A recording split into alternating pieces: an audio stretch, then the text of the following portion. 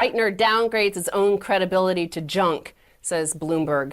Treasury Secretary Tim Geithner was on Fox Business News, and he was asked, is there a risk that the United States could lose its AAA credit rating, yes or no? He responded, no risk of that.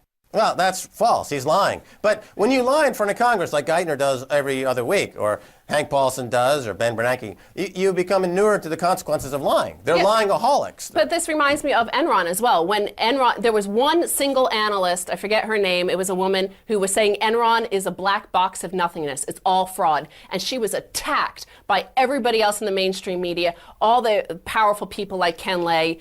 And they said it was the strongest company. They're friends with Bush's. They're powerful political force.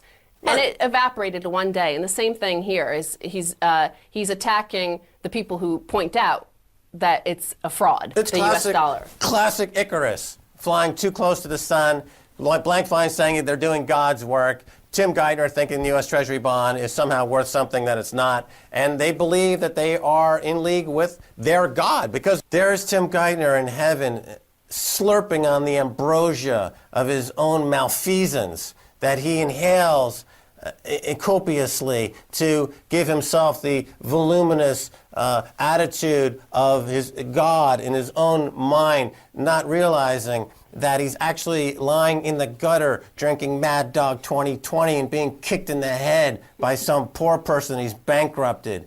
That's who's running the Treasury in America. And then finally, I talked about the dollar fraud and the fraud as the system of America. And rumor becomes reality, ratings, action, tip-off, question mark. This is Carl Denninger. And he's asking about this headline from Washington Post, where Obama administration officials tried to keep S&P rating at stable. So apparently S&P was meeting with the Treasury Department officials and the Obama administration, and they were arguing whether or not the U.S.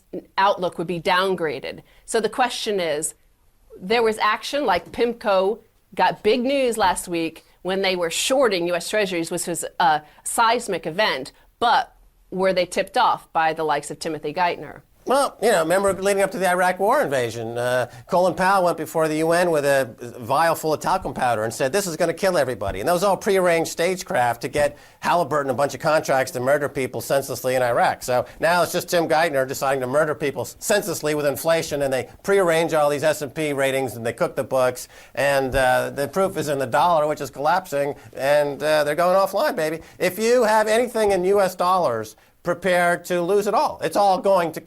Oops, I'm so sorry. Anyway, Stacey Herbert, thanks so much for being on the Kaiser Report. Thank you, Max.